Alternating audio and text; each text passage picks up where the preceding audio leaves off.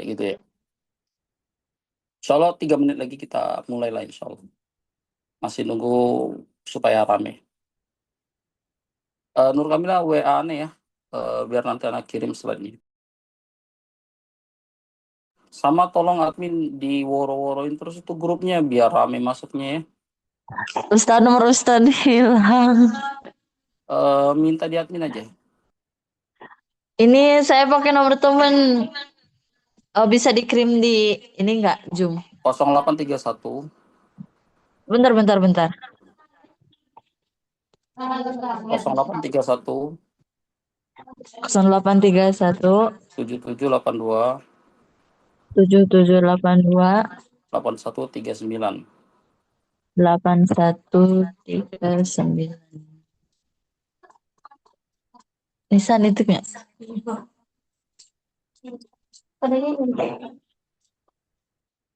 Disimpan di mana?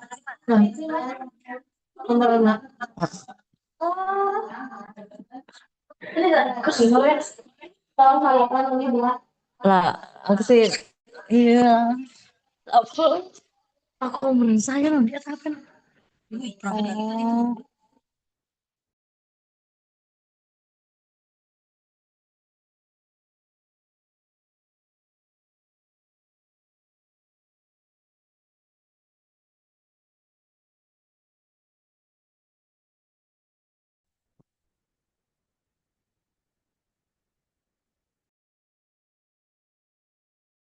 Udah tadi lu ngomong.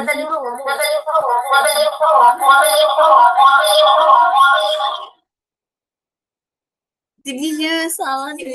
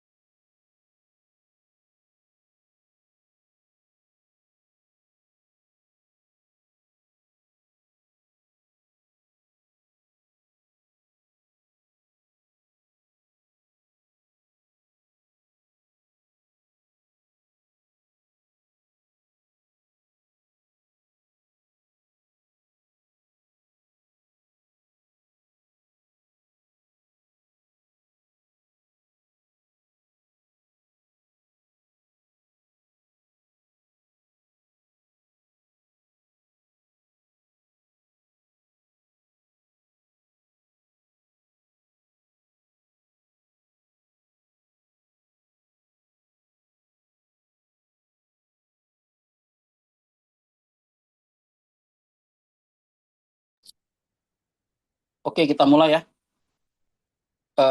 Sambil nunggu aja nggak apa-apa. Sebelum slide-nya,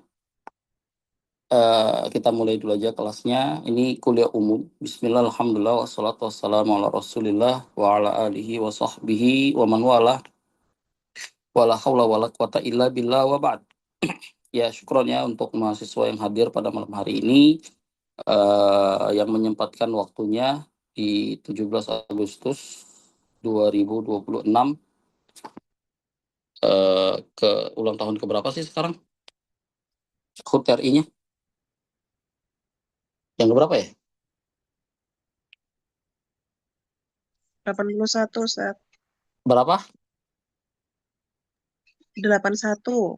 Oh, Masya Allah ya. Aneh nggak ikut lagi. Nggak ikut pula lagi nih. Ininya. Apa namanya? Perayaannya ya. Karena aneh sibuk dari tadi sedang mempelajari hal baru. Jadi aneh nggak buka apa-apa. Tapi nggak apa-apa. Syukron ya. Hari kemerdekaan kita di yang ke-81. Jadi kita sudah merdeka selama 81 tahun ya. Sejak 1945.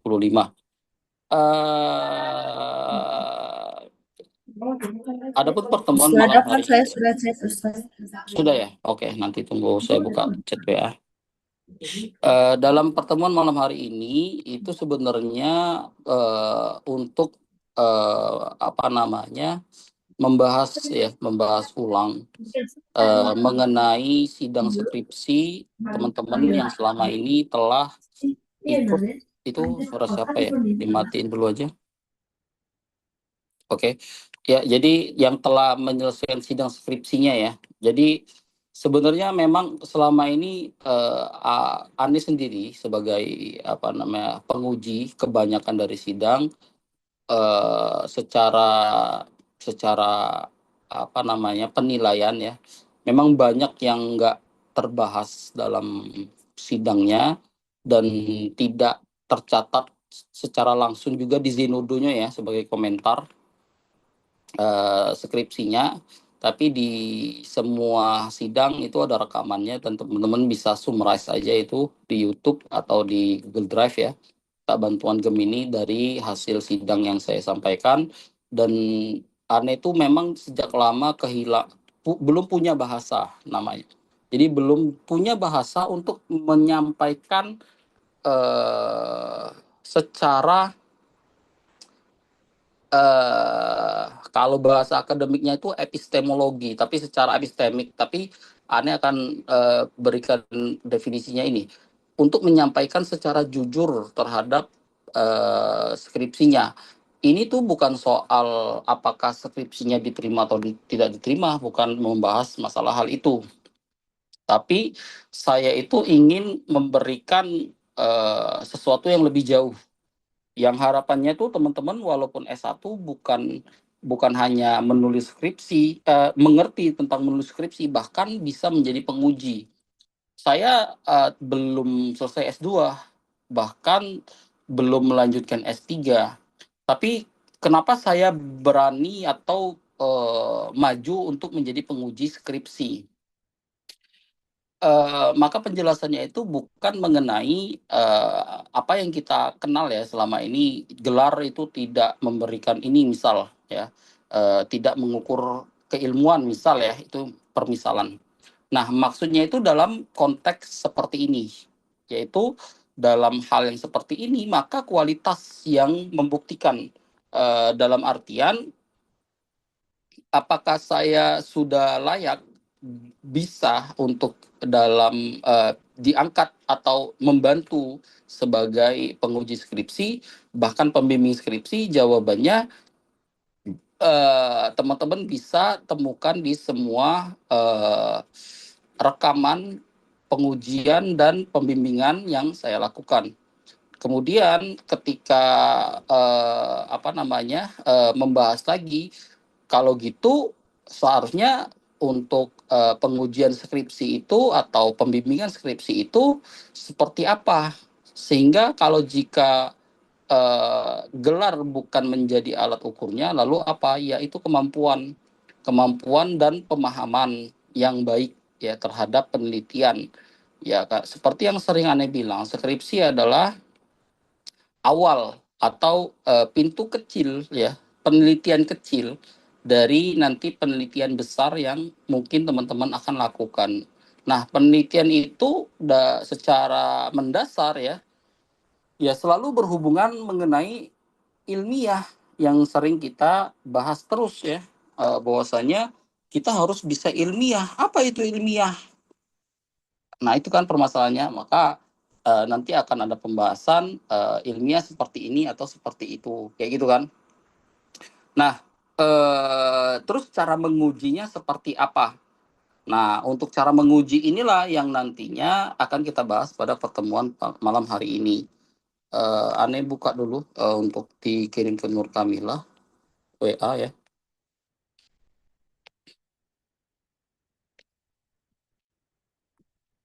Tunggu ya.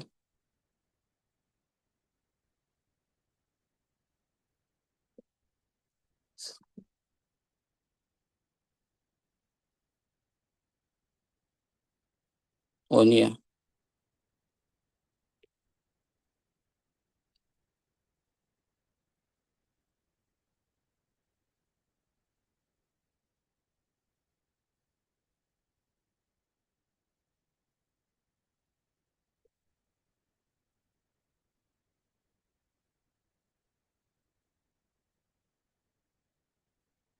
Ini lagi cari filenya.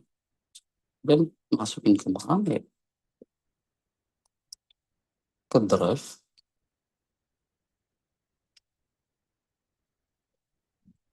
Telusuri.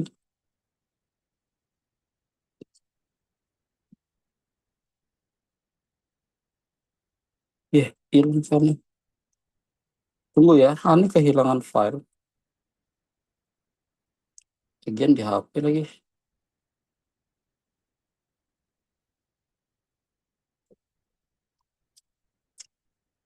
Aneh harus ulang. Maaf, maaf.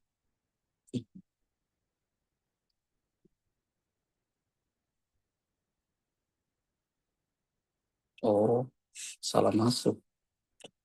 Oke, aneh ulang ininya.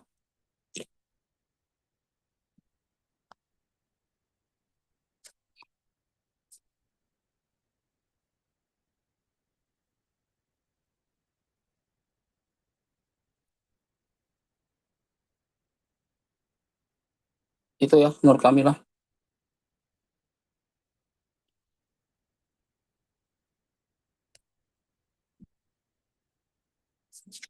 Ya, ini aneh buat pakai AI, tapi lihat dari hasil yang aneh aneh tunjukkan ya. Emang gimana sih pembahasannya atau cara membuatnya dan lain-lain? Bagaimana cara menggunakan AI yang baik dan benar? Bukan hanya baik dan benar, tapi apa namanya bisa memberikan eh, sesuatu yang benar-benar kita inginkan. Teman-teman, kita sadari bahwasanya penggunaan AI, terutama dalam cara kepenulisan ya, memang dia bagus banget dalam membangun narasinya. Maka kayak semalam ya, dalam penelitiannya, skripsinya lah ya bahasanya, kita dapatin narasi-narasi yang didapatkan di skripsinya itu bagus banget. Tapi ketika kita uji secara kerangka, dia gagal. Nah, itu yang disebut namanya bias AI. Itu sudah dibahas. Ani juga sering bahas cara penggunaan AI, menggunakan AI dalam penelitian. Ini bukan sesuatu yang baru ya. Ini telah dibahas sejak 2022 ketika AI belum masif, ketika AI itu belum di open apa namanya, diberikan secara publik ya. Jadi masih dalam penelitian-penelitian dalam pengembangan AI awal, yaitu meta testing. Ketika ada AI masih menjadi meta testingnya, masih gratis, GPT masih gratis. Aneh gunakan AI itu di akhir-akhir 2023, pertama September. Pertama kali aneh gunakan AI itu 2023 September kalau nggak salah. Ya, bahkan kayaknya sebelum deh, sebelum itu masih, jadi sebelum September ya, karena itu penggunaan secara secara secara mulai mulai banyak menggunakan AI itu September baru aneh ingat. Nah, jadi bahkan aneh mengikuti developernya, pembangunan AI-nya, bahkan semua AI, bahkan anak mempelajari AI di dalam lingkup Web3-nya. Yang kita gunakan sekarang adalah AI dalam Web 2, Web 2 ya, di mana ada platform yang menjadi apa namanya alat sebagai yang akhirnya bisa dirasakan oleh semua mahasiswa. Nah, di Web3 itu kita memiliki AI kita sendiri yang dibangun dalam blockchain. Nah, dalam pembahasan ini, Ana akan menggunakan istilah yang namanya first principle thinking dan juga posibilitas dan probabilitas. Kenapa saya menggunakan hal ini atau menggunakan contoh ini? eh kita akan membahas tentang mengenai apa itu first principle thinking dan juga apa itu posibilitas dan probabilitas, sehingga kita tidak mengklaim atau menerka-nerka sesuatu itu tanpa bukti, tanpa basis data yang benar. Nah, dalam penjelasan malam hari ini saya tidak menjadikan probabilitas dan posibilitas itu sebagai teknik analisis doang, atau sebagaimana yang digunakan dalam ilmu matematika dan sains, yaitu untuk menganalisa sesuatu. Nanti saya akan bahas ya, dan juga tentang apa itu first principle thinking akan kita bahas juga sedikit bawah.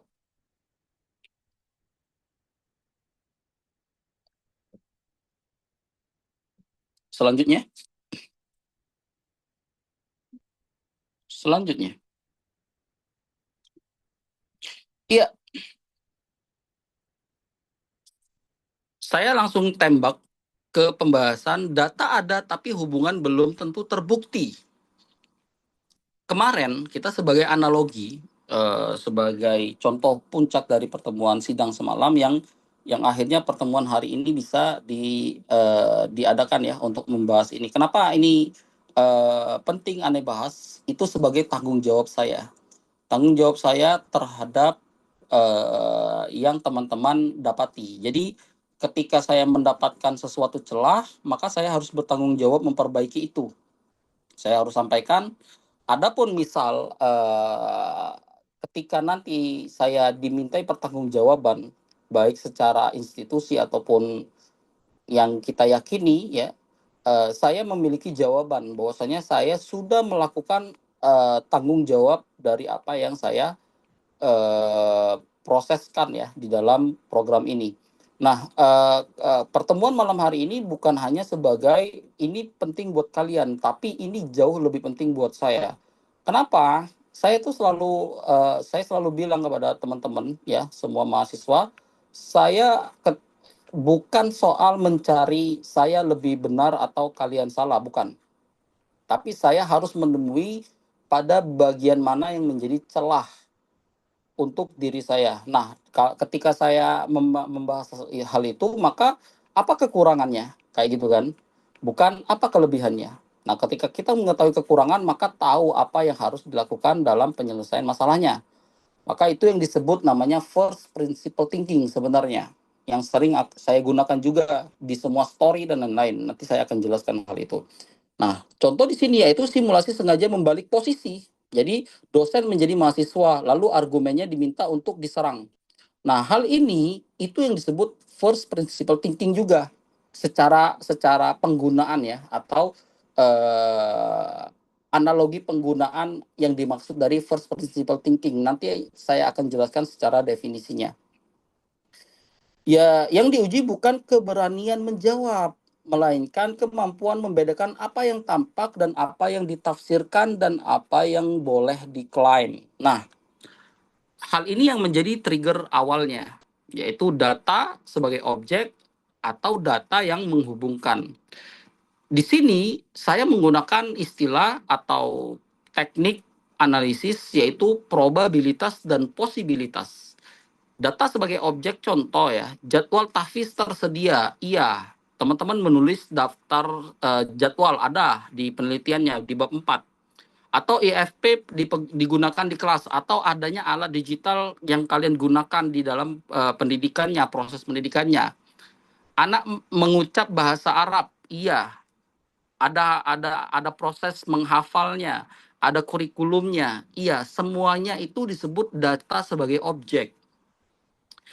Tidak bisa kita langsung membahas itu ke dalam adanya kasus hubungan data sebagai sebuah hubungan, sesuatu kejadian dan lain-lain. Kalau kita ingin lakukan hal itu, maka contoh apakah tahfiz membentuk akhlak? Kita tampilkan jadwal tahfiz tersedia. Jadwal tahfiz, maka ini tidak bisa dikatakan jadwal tahfiz itu berhubungan dengan pembentukan akhlak. Itu tidak bisa, maka dia disebut posibilitas. Peluangnya terjadi pembentukan akhlak tuh nggak punya kalau datanya itu. Bukan berarti menjawab tahfiz tidak bisa membentuk akhlak. Bukan pembahasan hal itu. Tapi secara posibilitas, peluang apakah ya jadwal tahfiz tadi bisa menjelaskan bahwa adanya hubungan pembentukan akhlak. Jadwal tahfiz tidak bisa dijadikan data untuk menjelaskan hubungannya. Nah, itu bahasa sederhananya. Maka kita pertanyakan menjadi probabilitas berapa besar kemungkinan data jadwal tahfiz tadi bisa membentuk akhlak. Maka nggak bisa juga, tetap possible dia, nggak bisa dijadikan data yang berhubungan. Tapi apakah kita punya objek data? Iya, kayak gitu tuh. Contoh juga nih, IFP digunakan di kelas, tapi secara hubungan IFP meningkatkan motivasi nggak bisa. Apakah penggunaan digitalisasi di kelas itu bisa menjelaskan bahwasanya adanya peningkatan motivasi anak. Nggak bisa. Kenapa? Karena dia secara possible dan probability, itu apakah secara probabilitasnya dan posibilitas, kemungkinan, probabilitas adalah kemungkinannya terjadi atau posibilitas peluang itu terjadi, maka ini nggak bisa. Karena kenapa? Datanya masih berupa objek, belum berupa data hubungan. Seperti itu ya. Anak mengucap bahasa Arab, metode menyebabkan kemampuan. Belum tentu, belum tentu. Kalau kita memang anak akhirnya bisa berbahasa Arab, apakah anak ini bisa berbahasa Arab karena metode pembelajaran bahasa Arab? Belum tentu. Belum tentu. Kenapa belum tentu? Kita pertanyakan saja dengan probabilitas dan posibilitasnya. Seberapa besar kemungkinan metode ini bisa menjadikan anak itu bisa berbahasa Arab yang sekarang? Atau posibilitasnya, ada nggak peluang metode ini nih yang menjadikan dia secara hubungan kausal, misal kalau dia kuantitatif face to face, atau ternyata bisa karena biasa. Itu dua hal klaim yang berbeda. Anak itu berakhlak karena dibiasakan berakhlak, atau anak itu berakhlak karena akan mendapat hukuman, adanya intervensi kalau dia tidak berakhlak. Itu kan dua pertanyaan mendasar dalam penelitian yang bisa membuktikan apakah terjadi klaim di kesimpulan bab 5. Seperti itu tuh yang saya jelaskan. Bawa lagi.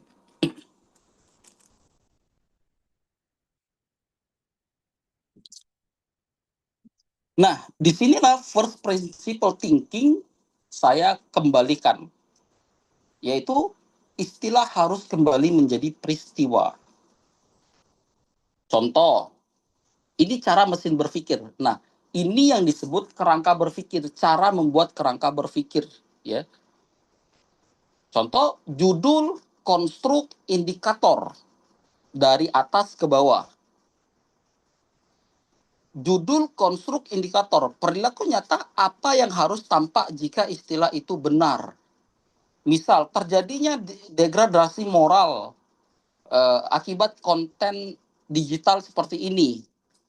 Apa yang menjadi konstruk utamanya, yaitu gambaran utamanya, dan apa indikator yang mencerminkan gambaran itu yang bisa dihitung sebagai bagian dari konstruk, kayak gitu. Dari judulnya, jadi judul konstruknya apa, baru dan indikatornya seperti apa, yang bisa diukur menjadi bagian dari konstruk untuk menghasilkan judul. Ya, jadi dari atas ke bawah cara berpikirnya. Perilaku nyata apa yang harus tampak jika istilah itu benar? Contoh, apakah anak-anak yang berjoget di kelas saja itu mampu menunjukkan klaim degradasi moral? Jawabannya belum tentu, atau degradasi moral akibat konten tertentu itu karena dia berjoget itu, kayak gitu. Belum bisa dikatakan ini moralnya sedang terdegradasi. Tidak boleh klaim seperti itu. Kenapa? Kita hitung dalam probabilitas dan posibilitas. Kemungkinannya, probabilitasnya, seberapa besar konten itu? Atau lebih besar karena pengaruh lingkungan. Maka posibilitasnya, apakah konten ataukah lingkungan yang berpeluang secara pengaruh kausal yang menjadikan anak itu tidak bermoral. Seperti itu ya. Atau ternyata memang konten itu. Sehingga data yang kita teliti itu misal akhirnya tidak menjawab dari hipotesa dari yang kita inginkan, maka itu pun bagian dari penelitian. Nanti saya akan jawab masalah hal ini. Kalau kita tidak mendapati standar dari penelitian kita untuk membuktikan klaim hipotesanya, maka apa yang harus kita tulis di bab 4 dan bab 5? Seperti itu tuh. Kemudian contoh dari bottom up, data kode pola.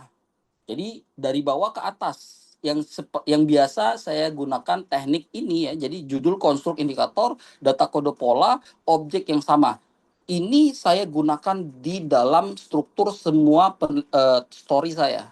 Kenapa? Makanya nanti teman-teman melihat bahwasanya story saya terlihat keras atau kiri, karena saya membongkar bukan hanya sekedar asumsi, tapi bagaimana data, bagaimana dia menjadi pola, bagaimana objek yang sama jika diterapkan, dan bagaimana dari indikator dan konstruk tadi menjadi tesis utamanya sebagai judul. Seperti itu. Kan saya sering bilang kepada teman-teman, kalau mau menguji saya, uji saja di story. Karena di situ saya menggunakan banyak teknik dalam kepenulisan, bukan penulisan kosong. Walaupun bahasa yang saya gunakan itu, ya teman-teman bisa lihat ya. Tapi di situ saya selalu bilang, teman-teman silakan lihat bagaimana cara menulis ilmiah dari story saya.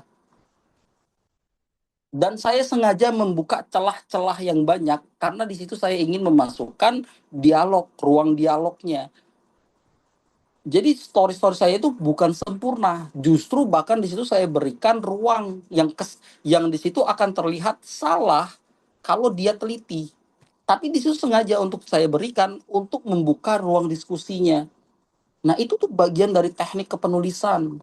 Ada caranya, metafora yang digunakan, ya, kemudian kompres realitas, kemudian juga penyederhanaan kasus misal, kayak gitu. Itu sengaja yang saya tulis dalam berbagai banyak hal di story saya yang bisa memang diuji secara akademik, kayak gitu. Karena dia bukan soal isi tulisannya, tapi struktur kepenulisannya. Bagaimana antara slide 1 dan 2 dan 3 itu tidak memiliki lompatan walaupun secara tema kontennya dia seperti melompat. Kan kita banyak tahu tentang lompatan logika. Nah, di situ saya memberikan celah. Saya akan membuat slide 1 dan slide 2 seakan-akan lompat, bahkan tidak nyambung secara kok dari AI bahas ini, kok dari ini malah bahas ini, lompatan logika. Tapi saya tidak akan memberikan celah logika, lompatan logika. Secara struktur saya tidak akan memberikan celah untuk lompatan logika yang bisa dipatahkan. Jadi secara konten atau bahasa, saya gunakan lompatan logika, tapi secara struktur kepenulisan atau kerangka berpikirnya, dia tidak memberikan lompatan logika. Itu tuh celah yang saya berikan untuk membuka dialog sebenarnya. Nah, cara kepenulisan seperti tadi itu berbasis teknik yang seperti ini. Contohnya, titik temunya adalah objek yang sama. Pertanyaannya itu apakah ya indikator dan konstruk yang sama jika digunakan pada instrumen yang berbeda tetap melahirkan kesimpulan yang sama. Maka itu yang disebut objek yang sama atau kesimpulan sah ketika dua arah bertemu pada realitas yang sama. Jadi dua arah, yaitu apakah dari atas ke bawah, apakah dari bawah ke atas, tapi ketika dia disatukan dalam satu objek menjadi titik temu yang menghasilkan line yang sah. Jadi baik dia berpikir secara top down atau bottom up, dia akan selalu punya konsistensi, objek akan menghasilkan data yang sama. Nah, seperti itu. Bawa lagi.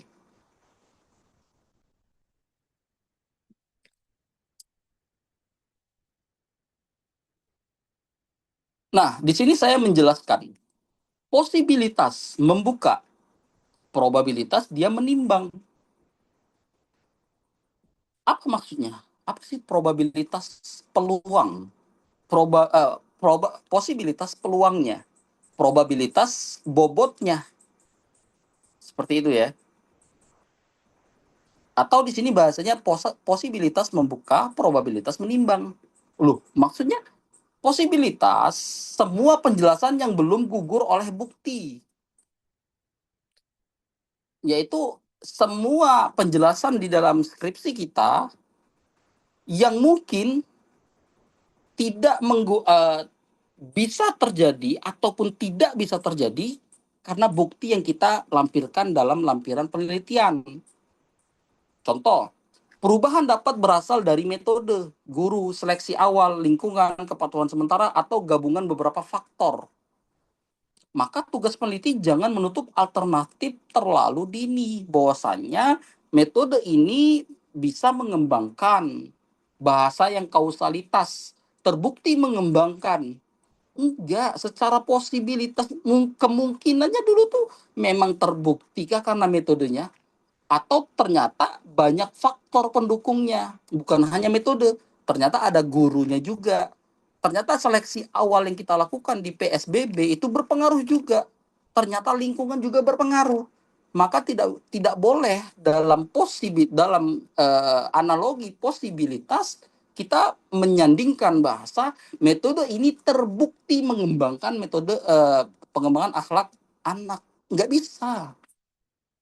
Metode ini secara empiris terbukti, misal, atau maka ini berhubungan secara kausal, misal, atau berpengaruh secara kausal, misal, maka ini nggak bisa kita katakan karena selalu ada posibilitasnya, kemungkinannya, peluangnya. Apakah ada peluang lain yang pasti masuk? Gampangnya saya akan jelaskan lagi dengan analogi yang berbeda. Apakah air dimasak di atas kompor itu mateng karena dia di atas kompor atau karena ada api di kompornya? Dia mateng itu misal ada air, kita masak di atas kompor tanpa kita hidupkan. Yang menjadi posibilitasnya, possible nggak nih kira-kira air itu mendidih tanpa apinya di kompor? Possible kan? Nggak mungkin terjadi. Maka kalau ada api, peluang air itu mendidih seberapa besar? Baru dia membuka pembahasan. Oh, dia ada peluang nih. Ada peluang air itu mendidih, ya, karena api yang hidup di kompor itu walaupun kecil peluang namanya. Peluang air itu mendidih. Nah, logika yang sama untuk menjelaskan data yang kita temukan secara possible-nya. Seperti itu. Nah, kalau probabilitas seperti apa? Seberapa kuat bukti memberikan bobot pada setiap penjelasan? Seberapa kuat kita bisa mengklaim api tadi yang menjadi penyebab utama air itu mendidih? Contoh, besarnya api kecil bagian dari indikator, yaitu. Jadi besarnya atau kecilnya api itu bagian indikator atau instrumen yang kita hitung sebagai penyebab air mendidih. Seberapa kuat bukti bisa memberikan bobot pada setiap penjelasan. Maka desain atau kualitas pengukuran, pembandingan, konsistensi, sumber, dan anomali menentukan kekuatan bobot. Yang itu yang biasa saya sebut terus, apakah judulnya ada bobot? Apakah pembahasan ini ada bobotnya? Apakah di bab 1 kalian ada bobot? Apakah di bab 2 kalian ada bobot? Yaitu probabilitasnya.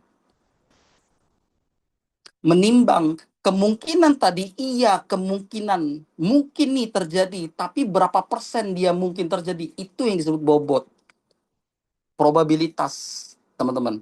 Tugas meneliti memilih klaim paling defensible, bukan paling menarik, kayak gitu. Kalau tugasnya sebagai penulis skripsi, kayak gitu ya, maka yang harus dilakukan adalah apa yang paling mungkin bisa kita jelaskan kalau seandainya datanya seperti ini. Kayak gitu tuh. Biar gampangnya lagi, eh,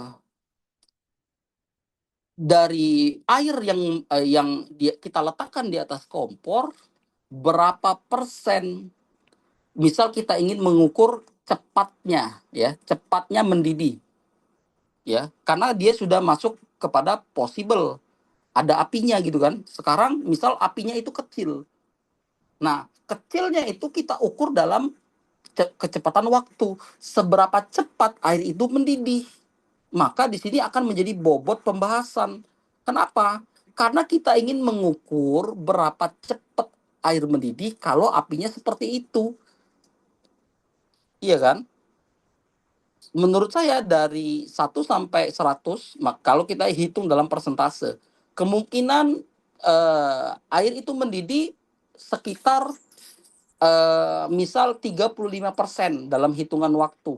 Kenapa 35%? Di situ nanti ada instrumen, indikator, dan lain-lain. Contohnya, kalau ingin mengukur dalam 1 jam, kira-kira untuk air ini mengukur suhu derajatnya juga. Jadi ukuran mendidih bukan hanya mendidih saja, tapi ada derajat suhu airnya. Maka dia sebagai indikator utama untuk membedakan mana yang mendidih, mana tidak mendidih. Indikatornya misal 70 derajat itu yang disebut mendidih, di bawah itu tidak disebut mendidih, maka maka suhu air masuk ke dalam indikator pembahasan yang untuk menimbang bobotnya, seperti itu. Kalau dia hanya 69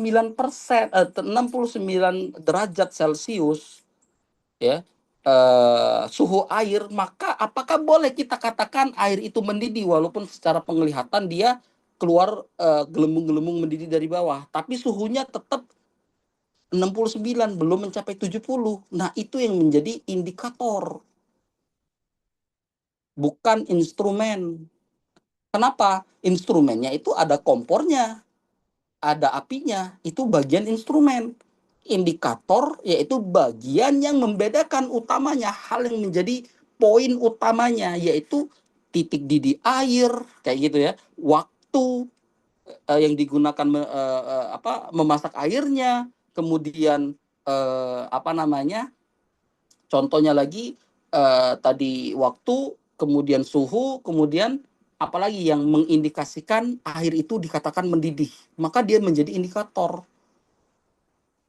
Maka pembahasan di sini adalah bobot, kayak gitu. Bobotnya berapa persen akhirnya.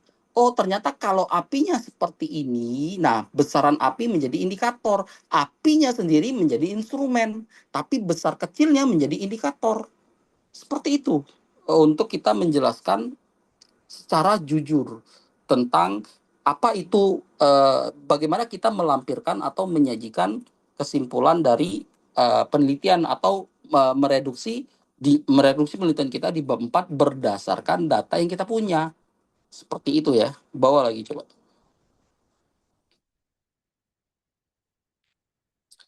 Klaim tidak boleh melebihi kapasitas bukti. Uji kapasitas informasi. Contoh, satu bukti dapat membawa beberapa makna. Oke. Tetapi hanya sejauh informasi yang benar-benar dikandungnya. Contoh, pertanyaan penguji, mana data yang menghubungkan metode dengan hasil yang diklaim? Contoh seperti pertanyaan saya semalam. Bagaimana cara membuktikan kesimpulan yang kalian tulis? Satu pertanyaan yang baru saya temukan selama lebih dari 7 bulan. Bayangin, untuk menemukan pertanyaan bagaimana kalian memberikan bukti dari kesimpulan kalian, atau bagaimana kalian membuktikan kesimpulan dalam penelitian kalian. Itu saya temukan selama 7 bulan, dan selama 7 bulan berpikir keras. Apakah seperti itu ilmu? Iya, harus seperti itu. Tanpa seperti itu, stuck. Kenapa? Untuk mendapatkan satu pertanyaan tadi, saya harus melewati 7 bulan. Semua proses yang kita lakukan, semua sidang dan bimbingan, dan semua hal yang sudah kita lewati, pertemuan dan lain-lain, penjelasan, dan saya baru memiliki satu kesimpulan mendasar dan membangun pertanyaan. Jadi ilmu itu yang berkualitas itu apa? Ilmu yang berkualitas adalah ilmu yang mampu memberikan pertanyaan berkualitas. Bukan mampu menjawab pertanyaannya, tapi mampu memberikan pertanyaan. Makanya sering banget diskusi yang berkualitas itu dilihat sebagaimana besar dan berkualitasnya pertanyaan yang diberikan. Bayangkan kalau ada contoh podcast misalnya podcast. Pertanyaannya, Apa kegiatan Anda setiap hari? Atau dengan pertanyaannya, kegiatan spesifik apa yang menghasilkan Anda sekarang setiap harinya? Dua pertanyaan sama seperti kelihatannya, tapi bobotnya yang berbeda. Maka apa yang kita lihat, apa yang kita dengar, itu akan menunjukkan kualitas pertanyaannya. Jadi kedalaman ilmu itu bukan seberapa besar dia mampu menjawab, tapi seberapa baik dia mampu membangun pertanyaan. Itu yang disebut analogi pemikiran terbalik atau mafhum mukhalafah.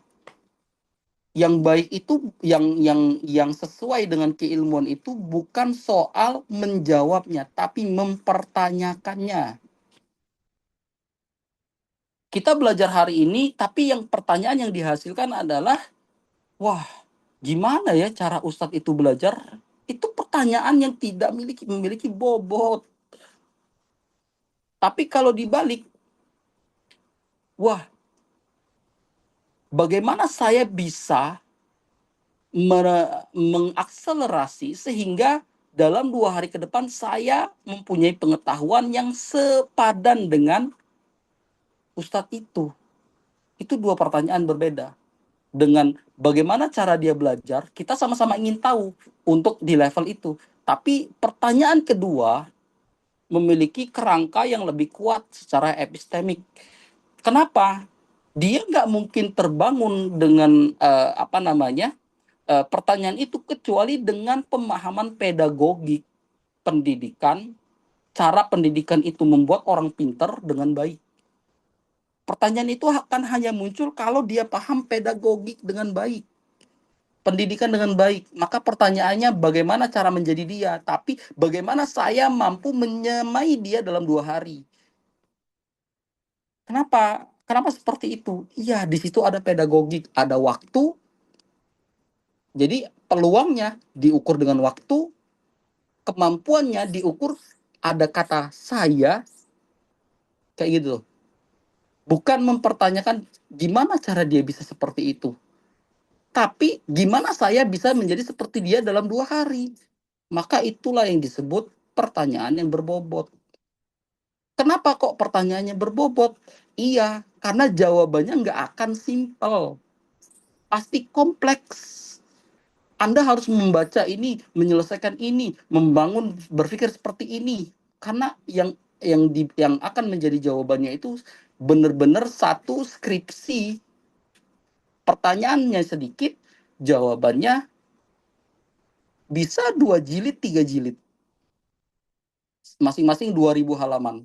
Bisa seperti itu. Tapi kalau pertanyaan, bagaimana Ustadz itu bisa seperti itu? Dia belajar selama 4 tahun. Selesai jawabannya. Itu yang dinamakan bobot, ya. Nah, ini contoh yang kita bahas tadi, ya. Pertanyaan penguji mana yang menghubungkan metode? Maka bukti menunjukkan ada foto, ada sedang dipakai, tapi sering dilompati menjadi IFM meningkatkan motivasi. Enggak bisa. Memang ada buktinya, tapi nggak bisa langsung jadi kesimpulan dia menjadi motivasinya. Enggak. Jadwal tahfiz berlangsung, tapi dia tidak bisa langsung menjadi klaim untuk membentuk akhlak. Kayak gitu. Ekspresi siswa tersenyum misal di lampiran yang kita berikan, maka belum berarti dia belajar pasti menyenangkan. Enggak. Pas kita foto doang. Dan ini juga belum membahas tentang etika dari apa namanya publikasi ilmiah kalau menggunakan data anak-anak itu ada etikanya. Bawa lagi. Nah, bab 4 menguji, bab 5 memutuskan dengan batas. Contoh, buka semua temuan. Coba teman-teman, kita beranalogi ya di sini ya. Semua teman-teman contoh nih yang punya skripsi, coba buka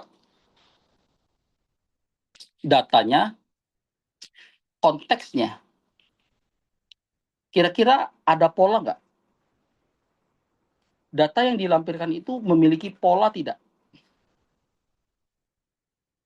Ada kasus negatif nggak yang ada di dalam datanya? Dan ada anomali nggak ditampilkan apa adanya? Ada nih anak yang tiap hari nonton TikTok, tapi dia perasaan biasa-biasa aja di kelas. Itu anomali namanya. Kenapa? Karena dia keluar dari klaim yang kita sedang ingin teliti.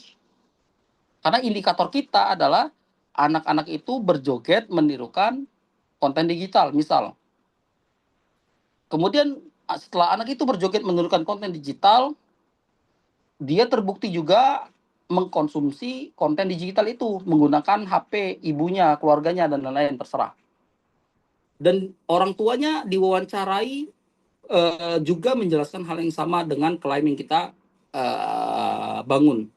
Dan guru yang mengajar juga memberikan wawancara dengan informasi yang sama. Tapi anak itu nggak melakukan satu perbuatan saja, joget-joget seperti anak lainnya yang juga joget-joget. Itu anomali. Ditampil nggak? Ada nggak data anomali yang kita tampilkan? Untuk menguji apa? Bahwasannya berpengaruh atau tidaknya, atau adanya membuktikan sesuatu yang berhubungan. Maka dia harus adanya data anomali. Bab 4, ya. Maka uji, lawan dugaan sendiri. Aneh tuh selalu bilang, dan semalam tuh Aneh lupa banget menjadi kunci yang harus Aneh sampaikan, yaitu gunakan satu cara berpikir mendasar. First principle thinking. Gimana kalau saya salah? Atau gimana saya membuktikan saya benar? First principle thinking. Apa itu first principle thinking? Nanti saya akan gunakan di slide akhir. Gunakan pertanyaan ini. Bagaimana kalau saya salah? Atau bagaimana saya membuktikan saya benar? Sehingga bab 5-nya, bandingkan sumber, waktu, metode, dan penjelasan alternatif. Lawan dugaan sendiri. Oh, kalau saya menduga seperti ini, gimana kalau saya bisa menduga ini tidak seperti dugaan saya? Gimana saya membangun argumen yang melawan dugaan saya sendiri? Lawan dugaan sendiri. Makanya aneh sering kan, kayak semalam aja, please uji saya. Please uji saya. Kenapa? Argumen harus diuji untuk mengetahui lawan dugaan sendiri. Apakah itu berarti menjatuhkan? Tidak, teman-teman. Tidak, tidak. Itu tidak masuk ke dalam bagian soal adab ketika argumen kita dilawan. Dalam pendidikan, dalam dunia pendidikan, melawan argumen itu tidak masuk ke dalam pembahasan apakah dia beradab atau tidak.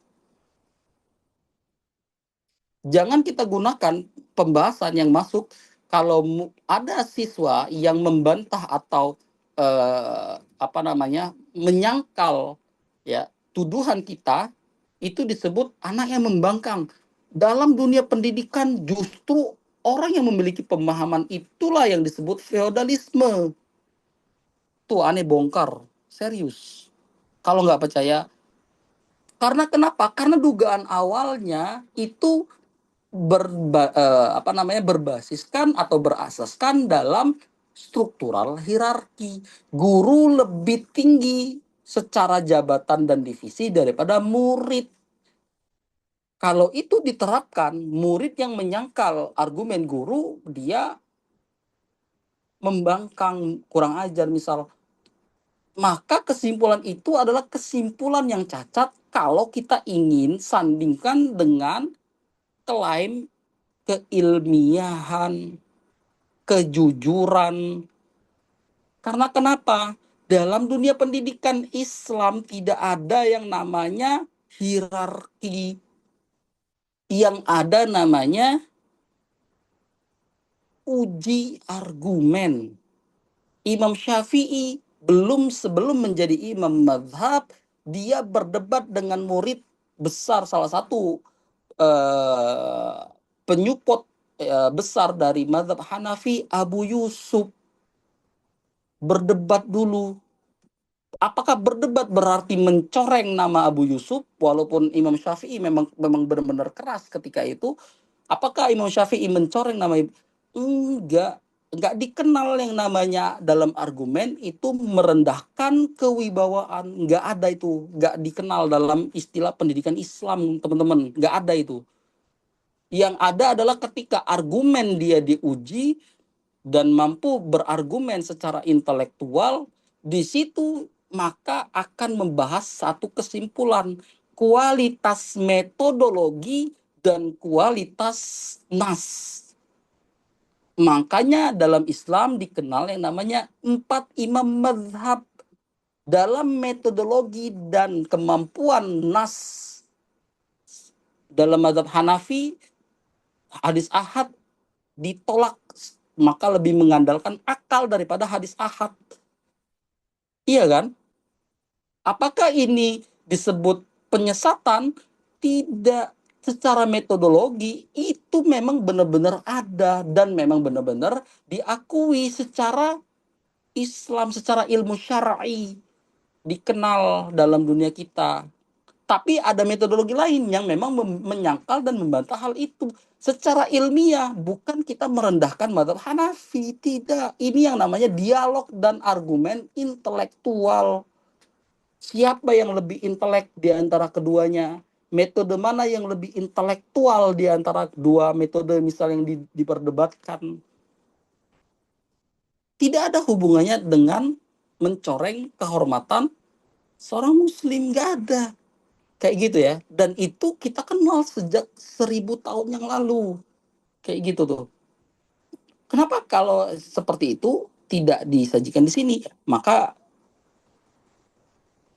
sebab itu kita harus menguji, bahkan dalam dunia pendidikan kita, kalau kita ingin maju dalam pendidikan, bukan bukan sebagaimana data yang kita lihat sekarang, bahwasanya sistem pendidikan di Indonesia itu gagal.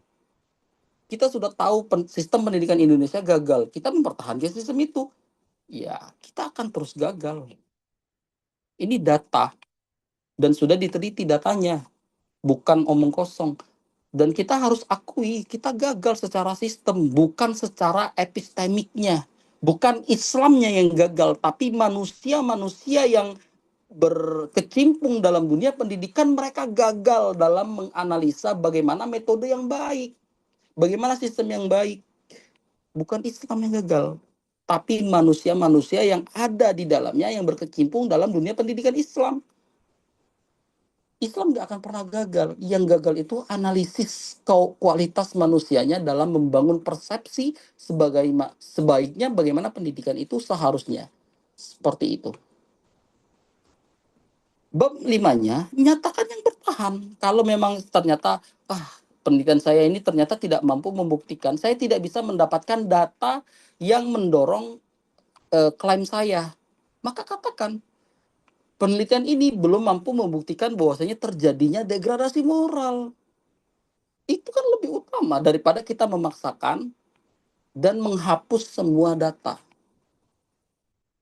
Kayak gitu tuh. Nyatakan yang bertahan, simpulan, batas kemungkinan lain, serta implikasi tanpa klaim tambahan.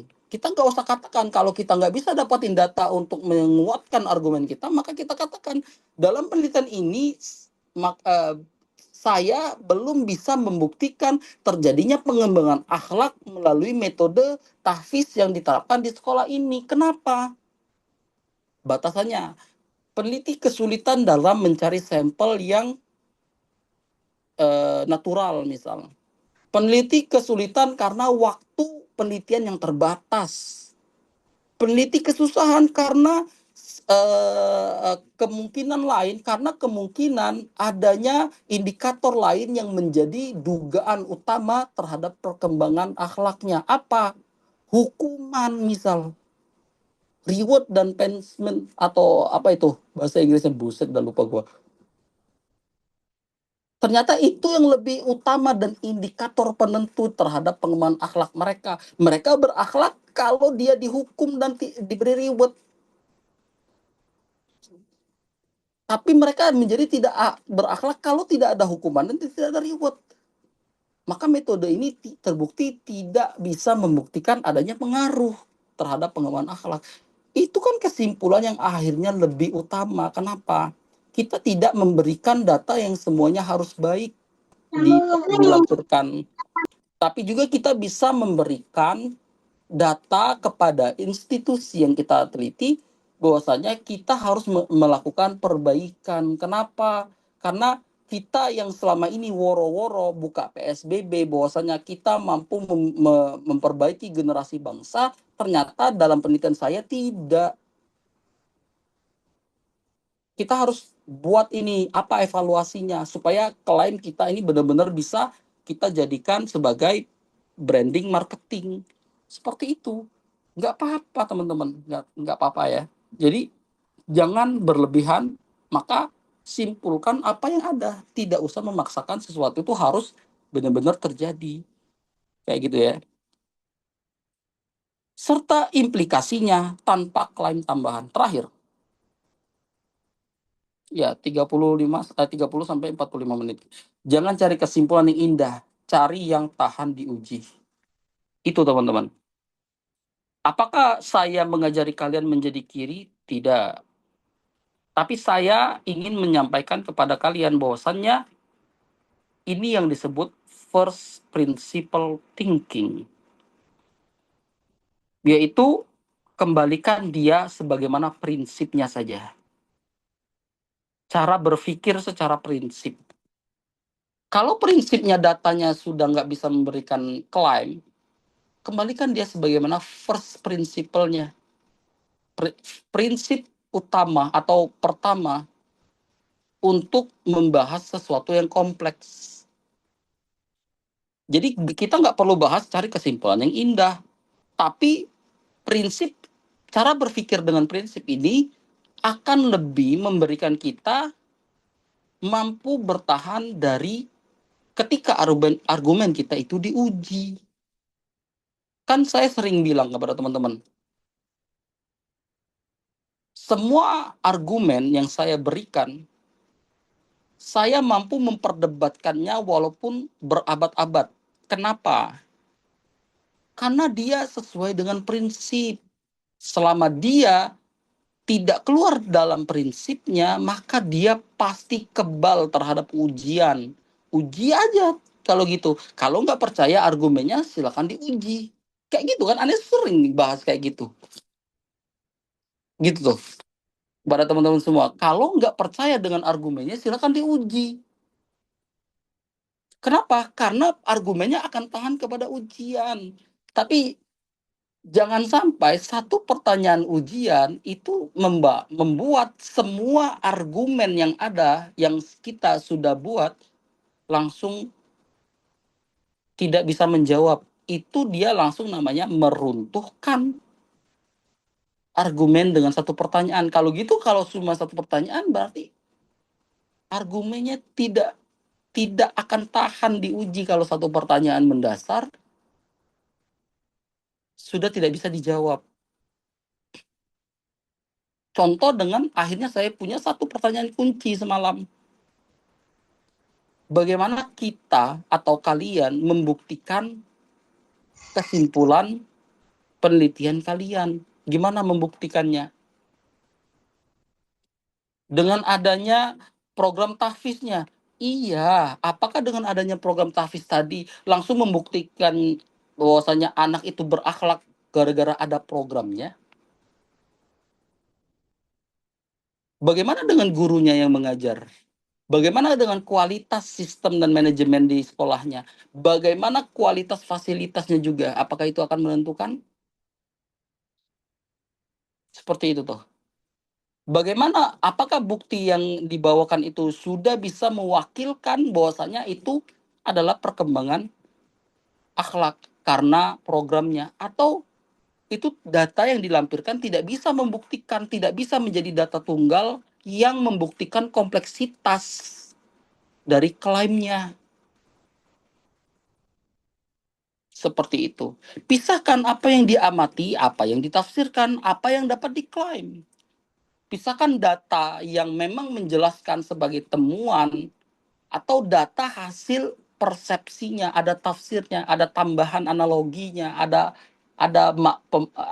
sesuatu yang dimasukkan, baik itu persepsi, asumsi, kayak gitu. Pertanyaan terakhir, mana data yang menghubungkan metode dengan hasil? Itu sebenarnya pertanyaan intinya. Tapi AI-nya memberikan kemudahan untuk menjelaskan kompleksitas dari pertanyaan aneh. Bagaimana kalian membuktikan kesimpulannya? Atau mana data yang menghubungkan metode dengan hasil? Itu pertanyaan dari penelitiannya. Nah, kalau kalian bedah sendiri dari hasil apa yang saya paparkan pada malam hari ini mengenai first principle thinking, posibilitas, probabilitas, apakah saya semakin akhirnya membuka satu hal yang menjadi masalah kita semua, cara menulis skripsi. Apakah teman-teman mulai paham bagaimana cara menulis skripsi, terutama bab 4 dan bab 5? Tapi nggak ada contoh, kami nggak bisa melihat secara langsung, harusnya contoh itu seperti apa. Mana data yang menghasilkan probabilitas, mana data yang menghasilkan posibilitas. Mana data yang menghasilkan first principle thinking dan dia sesuai dengan metode, mana data yang tidak sesuai metode. Apakah pertanyaan itu mau dibahas atau kita buka pertanyaan sekarang? Silakan kalau ada yang bertanya.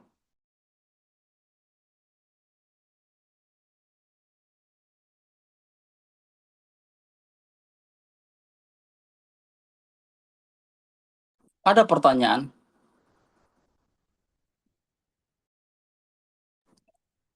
Apakah kita lagi bahas apa sih ini? Kayak gitu kah? Oh, Barakalafikum, Ustaz. Waalaikumsalam. Ustaz, dua suara apa? Kecil banget suara antum.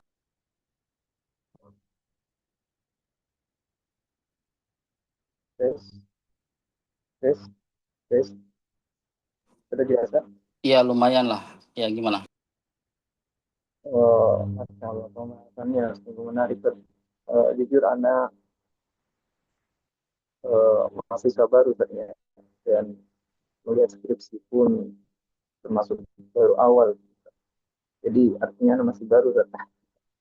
Apa ntar, Masya Allah, semalam anak juga sempat mengikuti tentang sidang skripsi yang dibahas malam, terutama membahas skripsi ya apa yang aku itu lupa nama ya tentang metode tahfiznya ya.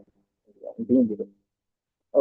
Jadi pemahamannya anak atau yang anak dapat di eh, berkaitan dan bersangkutan yang akhirnya ada pembahasan malam ini dilakukan, yang anak simak itu eh,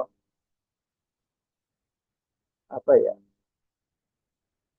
bagaimana ya apa coba eh, lebih Aneh pada langsung nyambung. Aneh tebak ya. Aneh tebak. Tapi dengan langsung bahasa yang bisa dipahami semua orang. Aneh itu menjelaskan bagaimana menjaga fikoh kalau dalam mustalahul hadis. Seperti itu, Zat. Itu kan pertanyaan antum. Tebakan Aneh aja dong. ya ya gitu kan. Dan ini masya Allah ya, bagaimana para ulama dulu juga bagaimana menjaga Itu yang ingin Aneh jelaskan sebenarnya. Bagaimana fikoh itu susah. Iya, Zat. Akhirnya antum barakallahu fik. lanjutkan Ustazi. Aneh hanya menebak doang tadi. Ya, kemudian Anda pengen mungkin apa enggak mungkin sedikit lemah dalam memahami yang skripsinya untuk yang akhwat semalam itu. Apakah yang antum minta dari akhwat itu seperti bukti bukti bagaimana bagaimana metode tersebut bisa eh, menimbulkan hasil dengan sesuai dengan tipsnya itu. Buktinya itu saja. Soalnya lebih spesifiknya seperti adanya buku yang pertama seperti absen, kita jelas data absen, kehadiran. Akhirnya bukti dari hasilnya adalah adanya kedisiplinan. Kemudian terjaga kuatnya hafalan. Di situ ada mungkin dari kelemahan dari akhwat semalam itu dia tidak mendatangkan data bentuk teks data seperti manjil seperti apakah itu Ustaz yang antum inginkan maksudnya dari skripsi akhwat semalam itu seperti data ya seperti bahwasanya kode tahsinnya itu ada seperti manjil apakah data-data seperti kalau yang alhamdulillah di apa ya apa di tempat anak ini di sekolah anak ngajar sama metode itu ada mandi seperti dan sambak itu kan dan memang di situ tiap harinya ada kita itu menulis di buku monitoringnya kita ada datanya setiap hari kita tulis ya kita tulis kemudian dan si murid ini membawa pulang dibawa ke rumah dan diwakili dan kalau kita berkontribusi di sinergi bersama dengan orang tuanya untuk orang tuanya supaya mendampingi dan di grup kita juga sering mengingatkan hai malam ini untuk tahu manzil dan memperoleh hafalannya bukti yang nanti masuk semalam itu minta seperti data seperti itu saja apa kan Ya, Aneh memahami betul dengan apa yang antum pertanyakan. Gini, Aneh langsung jawab saja. Data yang yang antum masukkan sebagai pertanyaan tadi adalah data sebagai objek, Ustaz. Jadi data mentah. Semua apa yang kita walaupun antum melampirkan adanya bukti manzilnya, ada bukti sabaknya, ada bukti lampiran koreksi dari apa tadi penjelasan apa yang nanti dilampirkan tadi pencatatan itu ya apa tadi bahasanya tadi apa monitoring buku ya bu pencatatan monitoringnya apakah itu data yang diinginkan bukan tapi itu adalah bentuk dari objek datanya dulu harus ada. Iya. Tapi cukup nggak dengan data itu? Enggak. Loh, terus gimana mengelola datanya? Makanya dalam validasi atau validitas data itu dikenal yang namanya triangulasi. Semalam Anda mencontohkan kapan siapa, kapan, dan di mana. Itu dasar dari triangulasinya. Tapi triangulasi itu tidak cukup dengan itu. Harus ada konsistensinya. Data harus menunjukkan konsistensinya dulu. Apakah anak ini secara data konsisten? Berarti misal hanya satu lampiran, tapi satu gambar saja. Apakah itu disebut dengan data yang menjelaskan? Enggak cukup. Dia masih sebagai objek. Belum diolah menggunakan teknik triangulasi teknis dan triangulasi sumber. Kalau dia triangulasi teknis ada matriknya. Kayak gitu. Jadi dari data tadi kita jadikan metrik. Metriknya apa? Tata cara untuk menilai datanya. Dari data, misal ada catatan tadi, bagaimana kita menjadi semua data dan catatan tadi sebagai indikator metrik atau sebagai sebuah metrik yang mudah dibaca. Contoh dari apakah untuk mengukur, jadi gini pertanyaannya, pertanyaan itu harus dimulai dengan apa yang ingin saya buktikan. Jadi bukan data apa yang harus saya lampirkan, bukan. Tapi pertanyaannya dimulai dengan apa yang ingin saya buktikan. Saya ingin membuktikan disiplin. Maka untuk mengukur disiplin harus adanya konsistensi. Harus adanya berkelanjutan, mualah, berkesinambungan. Satu data, hanya foto tidak bisa menjelaskan disiplin. Terus juga harus bisa apa? Harus bisa diukur kalau dia salah. Maka tadi dicoba diuji dengan instrumen lain. Contoh, dia tidak pernah telat ikut halakoh, diuji dengan dia tidak pernah telat ikut di klasikal, masuk kelas. Dari dua tadi, sebagai pembanding, mana yang menunjukkan konsisten? Karena ternyata dua-duanya sama-sama konsisten. Maka baru nih, secara logika dasar first principle thinking, kita boleh katakan dia konsisten, dia disiplin. Kenapa? Ada pembandingnya dulu. Kayak gitu. Tapi kalau ternyata kalau kelas dia bolong-bolong atau misal dia pilih-pilih, mata pelajaran ini dia selalu terlambat, mata pelajaran itu dia tidak terlambat, maka ini disebut anomali kayak gitu. Tapi di tahfiz dia tidak pernah terlambat. Kenapa? Karena ini belum tentu untuk menunjukkan disiplinnya dia secara empiris. Tapi kalau ingin menghadirkan ucapan anak itu menjadi disiplin untuk program tahfiznya, nggak apa-apa.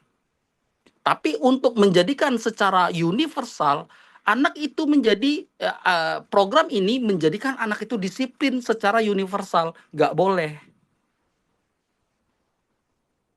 Paham nggak maksudnya, Ustazi? Nge ya, langsung ya.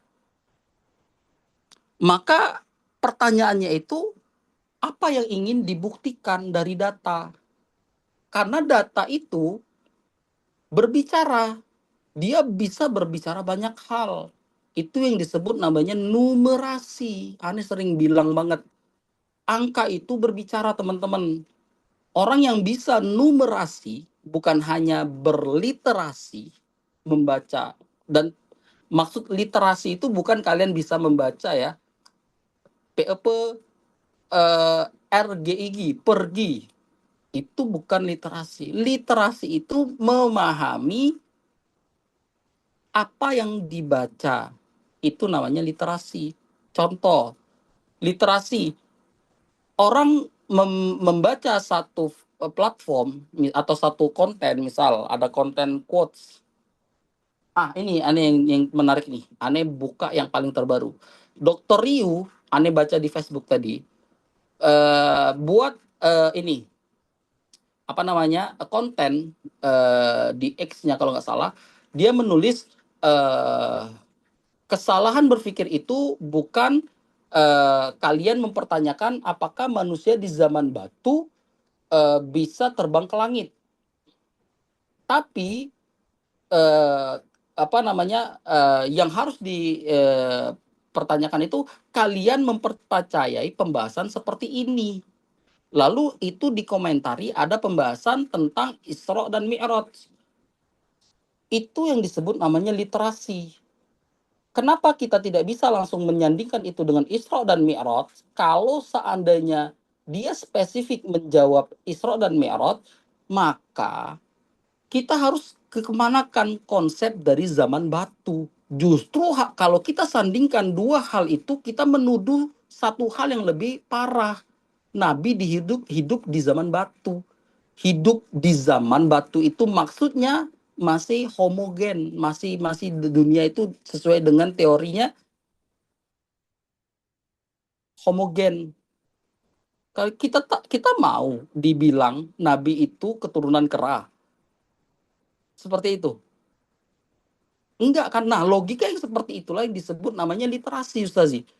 Literasi itu tidak menjadikan satu orang bisa membaca, dia mengerti cara membaca. Tapi kesimpulan dari hasil di bacaan dia itu tidak menyalahi logika dan sistematis berpikir, itu yang disebut literasi. Nah, sebab itulah yang disebut juga namanya numerasi, angka berbicara, bukan berarti 8 berarti 8 orang. Bukan, tapi 8 di situ sebagai misal 8 murid adalah instrumen yang diteliti oleh peneliti untuk membuktikan terjadinya pengembangan akhlak. Itu bicaranya, bukan hanya 8 orang siswa. Itu yang disebut numerasi, Sazi. Seperti itu. Nah, maka pembahasannya lagi, disitulah yang ingin kita jelaskan. Data objek dan data menghubungkan itu dua hal yang berbeda. Ketika ingin kita menjadikan data objek yang antum berikan tadi sebagai data yang menghubungkan, maka harus adanya metodologi yang menerjemah keduanya dari data objek menjadi data yang menghubungkan dengan teknik, kalau dalam skripsi itu kepenulisan triangulasi teknik dan triangulasi sumber. Kalau di dalam Islam, untuk membuktikan apakah ulama ini bertemu atau sezaman dengan ulama itu, kalau dalam ilmu mustolahat itu disebut illatul khafi. Iya kan? Dia sezaman tapi dia tidak mendengar hadisnya, tapi dia meriwayatkan hadisnya dari fulan, dari gurunya. Padahal dia tidak secara langsung mendengar itu. Kemudian dia menggunakan kata sami'tu. Maka ini kan terdeteksi tadlis, adanya illatul khafi yang tidak semua orang akan tahu tentang adanya hal ini. Maka di sini dikatakan dalam ilmu mustalahat disebut tadlis, hal yang sama yang Anda berikan, data objek dan data hubungan. Cara yang sama tuh analoginya. Iya, dia sezaman, tapi belum tentu dia mendengar. Tapi kok dia bisa menjelaskan sami itu dari gurunya, padahal dia tidak mendengar hadisnya. Itu yang disebut data sebagai objek dan data sebagai hubungan. Apakah semua dari analogi yang Anda berikan itu bisa menjelaskan?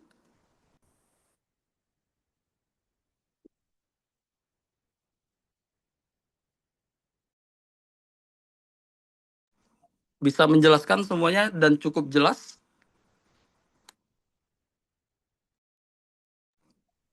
Nggak ada suaranya, Seth.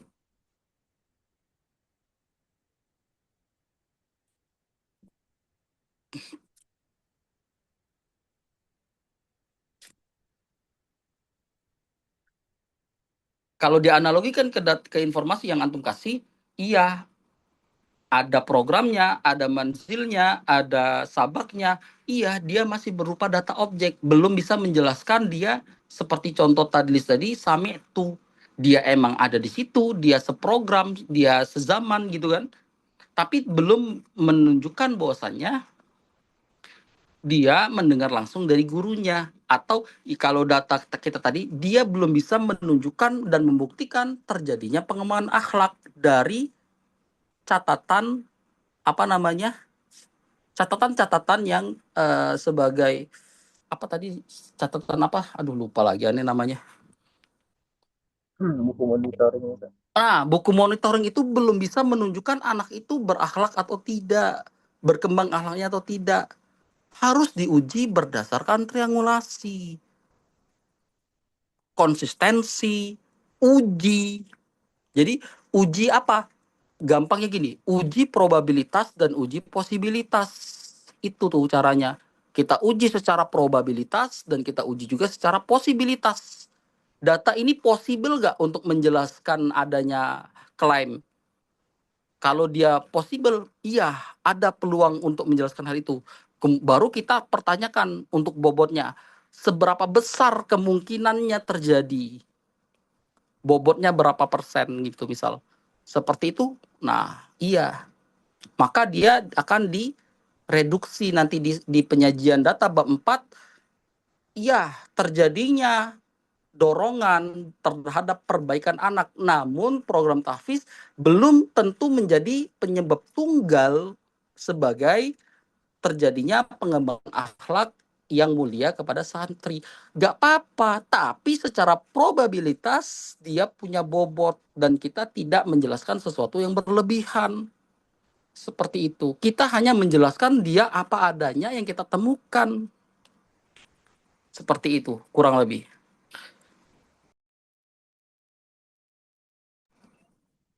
Cukup komprehensif ya yang Ane jelaskan. Kenapa Ane menjelaskan ini? Karena ini adalah tanggung jawab. Kalau kita mengenal yang namanya tadlis, semua yang kita tulis tadi maka masuk ke dalam tadlis. Tadlis itu bukan berarti hukum yang kita bahas ya, secara hukum fikihnya, bukan itu. Tadlis itu adalah kita kemungkinan memiliki kecacatan. Bisa jadi itu tidak disengaja, iya. Tapi dalam istilah ilmiah dia adalah tadlis. Bukan berarti ini hukum fikih yang merujuk kepada personal atau individual, tidak. Itu dua hal yang berbeda lagi. Karena gini, bisa jadi itu karena jahil. Karena dalam usul, dalam mustalah, al-aslu fi intinya aneh lupa bahasanya, al-aslu hukum asal seseorang fi hakil adami al-adil, kalau nggak salah. Ya, aneh lupa bahasa itunya, tapi al-adil, yaitu hukum asal seseorang itu adil. Nggak boleh dikatakan dia dalam bahasa tahdzir. Nggak boleh sama sekali. Kapan bolehnya? Bukan kita, bukan saya, bukan gara-gara skripsi, bukan. Tapi gara-gara hakim, gara-gara ahlinya, profesor di dalam bidang hal ini. Apakah ada orang Indonesia yang boleh menghukumi secara individual? Nggak boleh. Seperti itu. Kenapa? Dia bukan ahlinya, walaupun semua bukti menunjukkan hal itu. Tapi untuk menghukumi, tidak, bukan Anda, bukan kita, bukan semua yang kita ada di sini, tapi harus serahkan itu kepada hakim. Biarkan hakim yang memutuskan. Karena hal kompleks seperti pembahasan tadlis itu bukan dilihat dari hanya kasat mata atau data yang kita lihat saja. Kayak gitu tuh. Itu baru ilmiah namanya. Kayak gitu ya. Gimana cara memastikan kita tidak benar-benar melihat data untuk membenarkan hipotesis awal kita, tetapi juga memberi data ruang untuk membantah dugaan kita? Atau gimana cara kita memastikan bahwa data yang kita miliki ini sudah cukup mempertahankan ataupun menggugurkan suatu klaim? First principle thinking. Makanya antu aneh dapat bahasanya baru semalam, dan aneh coba untuk buka diskusinya malam hari ini menggunakan teknik probabilitas dan posibilitas. Itu untuk menguji klaim namanya. Gimana cara kita menguji klaim kita sendiri? Bagaimana kita menguji data kita sendiri? Posibilitas. Ada nggak peluangnya? Sebelum kita membahas kemungkinan dalam bobotnya. Gini. Satu klaim. Berikan aneh satu klaim apapun itu, terserah. Apakah kita beriman possible? Ada nggak? Iya. Seberapa besar iman kita? Probabilitas. Kayak gitu kan? Nah, gimana mengukur seberapa besar iman seseorang? Bagaimana ngujinya iman dong?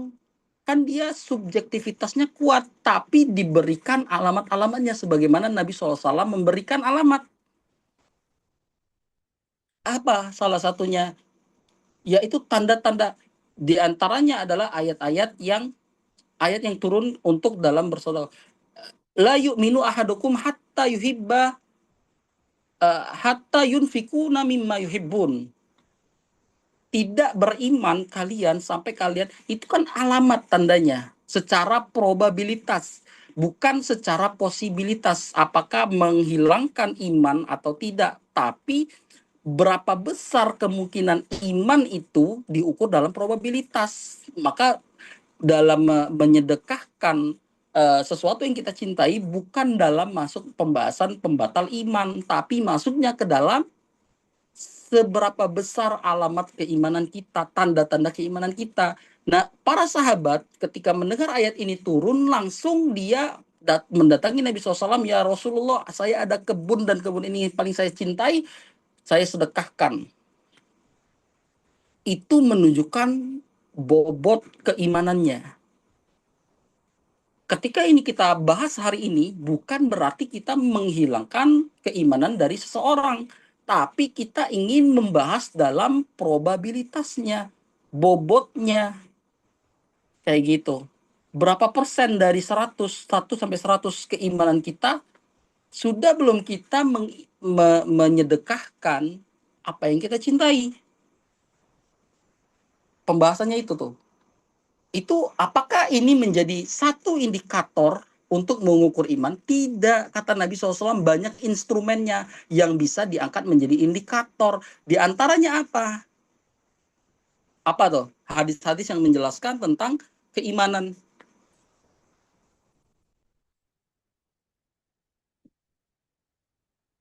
Ada nggak?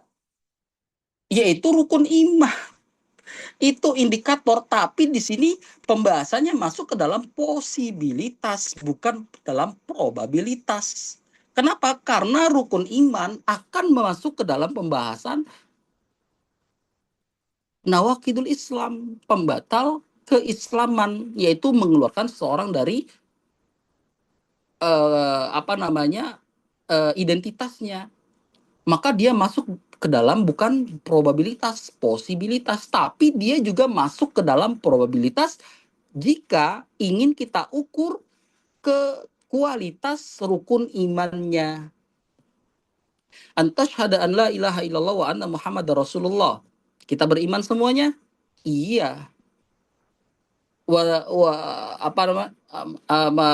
Wa tu'mina bil malaikati. Gimana cara beriman kepada malaikat coba? Siapa yang sudah melakukan beriman kepada malaikat? Itu yang disebut namanya bobot keimanannya. Antu minar bil qada'i khairihi wa syarri. Siapa yang sudah beriman secara dengan takdir secara kauniyah dan syar'iyah. Mana yang disebut hukum alam, mana yang disebut hukum syar'i. Orang miskin gara-gara hukum alam sehingga ini dikatakan tidak perlu berusaha secara takdir hukum alam, atau dia karena hukum syar'i. Nah, itu masuk contoh-contoh yang saya berikan untuk menguji argumen terhadap cara probabilitas dan posibilitas. Ini yang disebut namanya first principle thinking. Kembalikan dia sebagaimana mestinya, sebagaimana prinsipnya, sebagaimana apa adanya, baru bedah ulang. Apakah keyakinan masyarakat itu sudah benar atau tidak? Dan ini yang disebut di dalam Al-Quran. Nabi Ibrahim melakukan hal itu. Nabi SAW juga melakukan hal itu. Ketika di zamannya terjadi sesuatu kekurangan, apa yang dilakukan? Kritik thinking, bangun kritik thinkingnya. First principle thinking. Nabi Ibrahim berkata, apakah matahari bulan adalah Tuhan saya? Tuhan gak mungkin hilang. Itu namanya first principle thinking tuh. Iya kan? Diukur dengan probabilitas dan posibilitas lagi. Apakah matahari adalah Tuhan saya? First principle thinking. Matahari, Tuhan gak mungkin redup. Kayak gitu. Lalu di akhir, untuk mendapatkan logika first principle thinking, maka Tuhan saya adalah la ilaha illallah. Kayak gitu. Kenapa bisa membangun logika seperti itu? Karena memang itu yang menjadi dasar di mana ketika tidak mampu membuktikan, ketika data-data yang kita punya ini tidak bisa menunjukkan hal itu, maka dikembalikan kepada supranatural, atau yang disebut dalam dunia akademik sekarang itu, aneh lupa bahasanya, Kalau teman-teman mempelajari tentang dimensi, 4 dimensi, 3 dimensi, dimensi yang ke-11 orang-orang membahas tentang sains kuantum, dimensi yang berbeda. Kalau aneh bilang supranatural itu nggak masuk, hal gaib. Maka Nabi Ibrahim dengan keimanannya bukan berarti dia mempercayai hal gaib secara kosong, tapi logika yang menjadi dasar. Nggak mungkin alam semesta ini hadir dengan sendirinya, pasti ada yang menciptakannya, dan berbasis juga dengan wahyu. Itulah yang di atas namanya, di atas ilmu sains yang belum bisa dibuktikan. Dan Al-Quran benar, ketika orang kehilangan data untuk menjelaskan sesuatu, maka data dasarnya segala sesuatu pasti ada yang menciptakan dan mengatur. Balik lagi ke situ, first principle thinking. Jadi Nabi Ibrahim bukan orang-orang yang tiba-tiba soleh, tapi orang yang sangat cerdas, seorang nabi. Itu bentuk pujian yang bisa kita argumenkan, dan itu pujian tertinggi untuk membuktikan hal itu. Itulah baru dinamakan keimanan yang hakiki. Kenapa? Dia beriman bukan karena emak bapaknya atau karena orang-orang di sekitarnya menceritakan kehebatan Nabi Ibrahim, tapi dia mampu menganalisa secara keilmuan dasar yang dia punya, seberapa cerdasnya Nabi Ibrahim itu beriman kepada Nabi, baru membuktikan dia iman bukan karena ikut-ikutan. Seperti itu. Tapi nanti yang seperti ini akan lari kepada ateis. Berarti antum, kita yang salah belajar. Itu pun bagian dari jangan lari ke sana juga. Kalau nggak cukup itu belajar dulu, belajar, perbanyak pelajaran kayak gitu tuh. Sehingga apa? Ya seperti itulah ilmiah namanya. Klaim dengan kualitas, pembuktian juga dengan kualitas. Tidak boleh dengan spekulasi. Kita harus beriman. Seperti apa? Ya salah satunya membuktikan kebenaran kenabian Nabi SAW. Ya benar. Nggak ada orang yang secerdas Nabi SAW. Nabi paling cerdas. Aneh bisa buktikan. Seperti itu. Maka aneh bilang, Nabi orang yang paling cerdas itu bukan klaim kosong. Aneh bisa buktikan dengan ilmu yang anak punya. Seperti itu.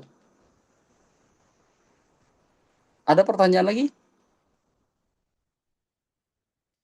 Aneh buktikan dengan satu contoh. Di dalam fikih itu ketika Bai'ul Ard, menjual tanah, Nabi SAW itu punya kemampuan, aneh lupa dalam bahasa Arabnya disebut apa, yaitu cara mengukur tanah dalam satuan luas di zaman dulu.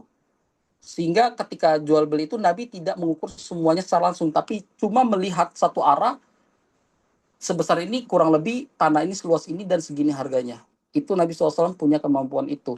Dan itu di zaman itu termasuk satu ilmu geologi yang jarang dimiliki, menunjukkan kecerdasan itu, menunjukkan kecerdasan manusia. Ya kalau di antara orang-orang cerdas di zaman itu Nabi masuk, apakah menjadi manusia paling cerdas? Buktikan lagi kalau gitu. Kayak gitu kan, tinggal buktikan lagi. Itulah yang membangun keimanan itu kuat atau tidak. Semua orang Islam beriman, iya. Seberapa besar imannya, sebagaimana dia bisa membangun keimanannya. Kalau lagi futur, gimana dia ngebaca itu saja dengan bacaan yang kosong misal. Dia nggak ngerti apa yang dijelaskan dalam Sirah Nabawiyah. Ya, itu belum menunjukkan dia mampu mendorong penaikan keimanan. Tapi menjadi salut, iya. Namanya apresiasi. Mengapresiasi, kagum sejenak. Banyak sekali. Kagum sejenak bukan berarti iman naik. Seorang pergi kajian, wah Ustadz itu enak banget jelasinnya sampai orang nangis semua.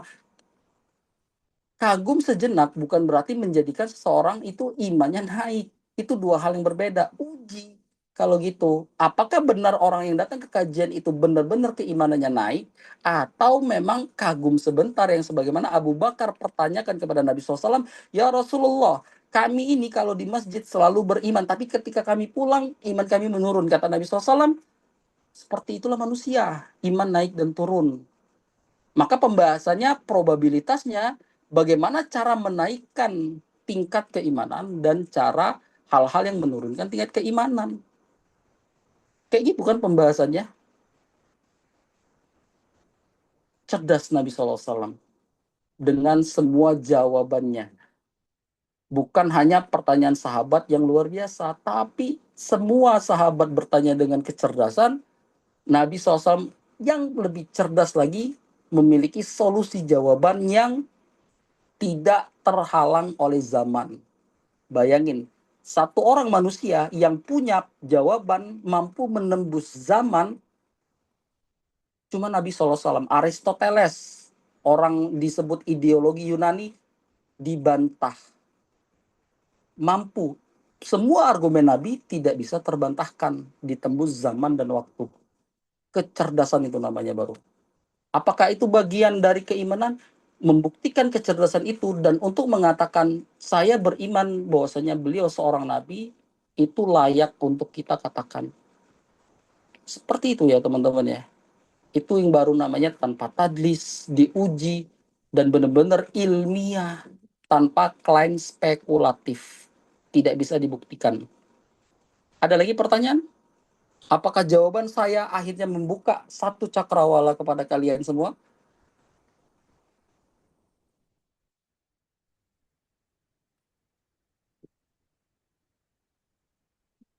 Apakah tertarik dengan apa yang saya bahas pada malam hari ini?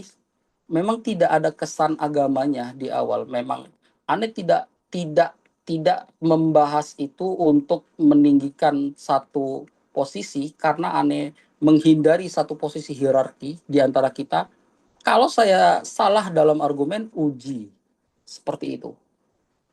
Karena kenapa? Sangat baik untuk menguji semua klaim yang diberikan. Itu adalah tradisi pendidikan di dalam Islam. Satu-satunya tradisi yang bisa kita pertahankan adalah sanad. Salah satu sanad tadi adalah menguji hafalannya, kalau dia dalam bidang hafalan, pemahamannya. Kalau dalam ilmu ini eh, apa namanya? Aduh, aneh lupa ini bahasanya. Asbabun nuzul, asbabul wurud, tapi untuk pemahaman, aduh aneh lupa tuh bahasanya. Kalau iya di ujung lidah lagi nih. Saya aneh di ujung lidah banget. Gatel nih. Aduh. Untuk menjelaskan sedalam apa pemahamannya dan sedalam apa hafalannya. Apa itu disebut? Astaga.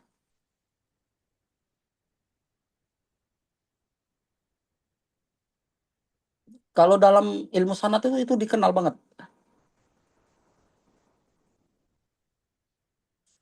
Aduh, aneh di ujung lidah lagi nih. Ya, itulah lupa nanti aneh kalau ingat nanti aneh sebutin. Untuk menjelaskan setinggi apa sanadnya. Uh, aduh, ya Allah, di ujung lidah banget ini. Astagfirullahaladzim. Apa ya? Ya, itu deh. Yang tahu boleh di komentar ya. Ani lupa itu istilahnya.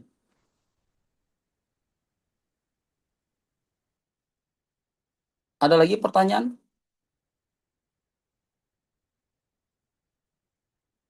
Jelas semuanya?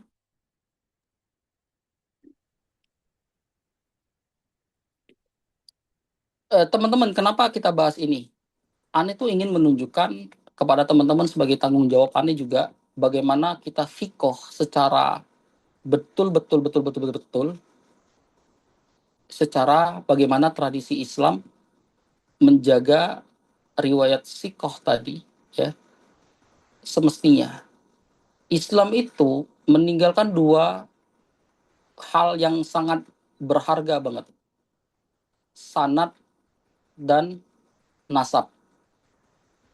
Dua-duanya itu terbukti untuk menjaga, yang pertama, nasab menjaga keturunan. Sanad menjaga keilmuan. Maksud menjaga keilmuan bukan berarti hanya saja mempertanyakan siapa gurunya, tapi bagaimana pemahamannya. Sanad itu hanya bisa dibuktikan, bukan hanya gurunya ini. Banyak sekali para ulama menceritakan yang memang gurunya para ulama besar, tapi dia menjadi salah satu tokoh yang membawa firqah besar lainnya, kesesatan dalam firqah besar lainnya. Iya, seperti itu. Makanya diukur dalam Ibn Atok, siapa ininya?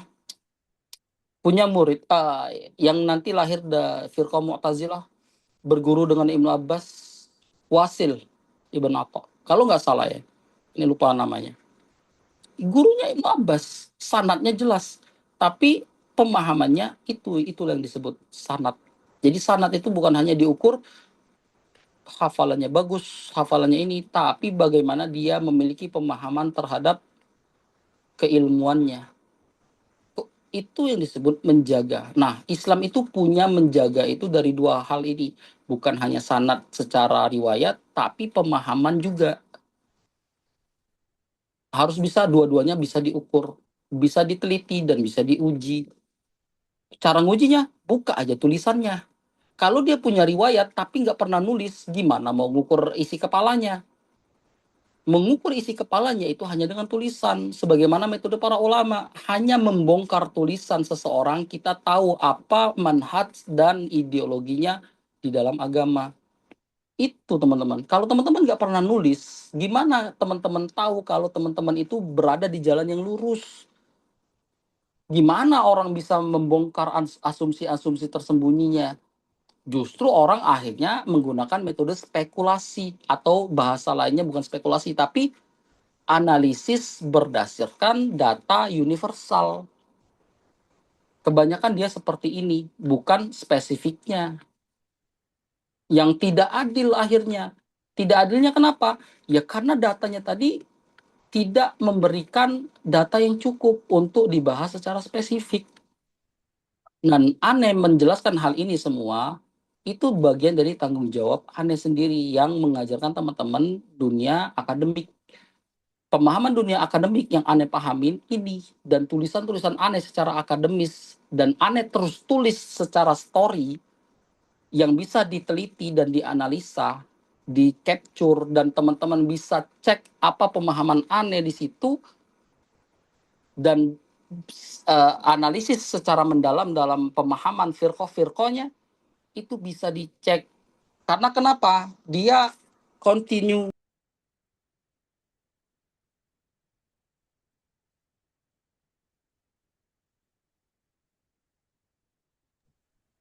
Suara Ustadz Hoki hilang. Iya, Aneh hanya mencontohkan aja ya teman-teman.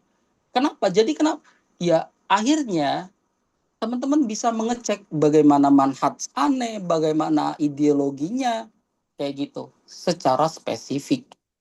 Kenapa? Karena tulisan Aneh berasumsikan dan diukur dalam jangka waktu yang panjang akan menjelaskan ideologi tertentu. Karena akan membangun pola. Tapi dengan orang yang tidak pernah nulis, gimana kita bisa teliti dan tahu isi kepalanya seperti apa, walaupun dia punya ilmu. Iya, kayak gitu tuh. Ya teman-teman, Aneh hanya memberikan bagaimana Islam menjaga kemurnian Islam. Hanya dengan orang-orang yang mau nulis. Kayak gitu. Dan bukan berarti saya menjaga Islam, bukan. Tapi saya menjaga diri saya sendiri dengan tulisan. Kayak gitu. Jika ada tuduhan, ya buktikan aja dengan tulisan Aneh. Kalaupun misal ada ucapan, itu bisa jadi dua kemungkinan. Apakah saya tergelincir, ataukah saya sengaja, atau bagian dari pedagogik. Bagian dari pedagogik maksudnya pembelajaran. Satu ruang yang sengaja dibuka untuk dimasukkan oleh orang lain sebagai ruang publik. Itu bagian dari pedagogik. Nah, kan akhirnya ada illatul khofi, untuk mencari celah nih satu nih. Gimana cari celahnya? Nah, apakah tergelincir ini adalah keyakinan, pedagogik atau memang tidak disengaja, tidak tahu misal. Kan ada 3 asumsi akhirnya. Jadi nggak bisa untuk menilai satu orang itu dengan satu tulisan saja, teman-teman. Harus punya kerangka berpikir yang benar, analitik yang tajam, metode yang bisa diukur supaya apa? Adil, adil, adil. Itu doang. Kita itu dikatakan dia zolim atau tidak, kadang cuma dia tidak adil. Secara kita, persepsi yang kita bangun terkadang persepsinya pun tidak adil. Siapa yang lebih kejam kalau gitu? Siapa yang lebih zolim? Nah, itu tuh ya, aneh membuka pembahasan-pembahasan bahwasanya sesuatu itu tidak bisa spekulatif. Islam itu tidak akan mengajarkan spekulatif. Pasti dengan sesuatu yang bisa diukur. Kalau sesuatu itu tidak bisa diukur, aneh nggak tahu dia datang dari mana. Kalau Islam nggak mungkin. Dia pasti bisa diukur. Dan para ulama sudah ngajarin, nggak mungkin spekulatif, nggak mungkin asumsi doang, pasti selalu ilmiah. Kalau dia berbasis spekulatif, aneh bisa bilang itu bukan dari Islam. Aneh bisa bilang gitu. Kenapa? Islam satu-satunya yang bisa diuji dan bertahan sampai sekarang. Berarti dia tidak spekulatif. Kayak gitu doang tuh dasarnya. Ada pertanyaan atau bisa kita tutup?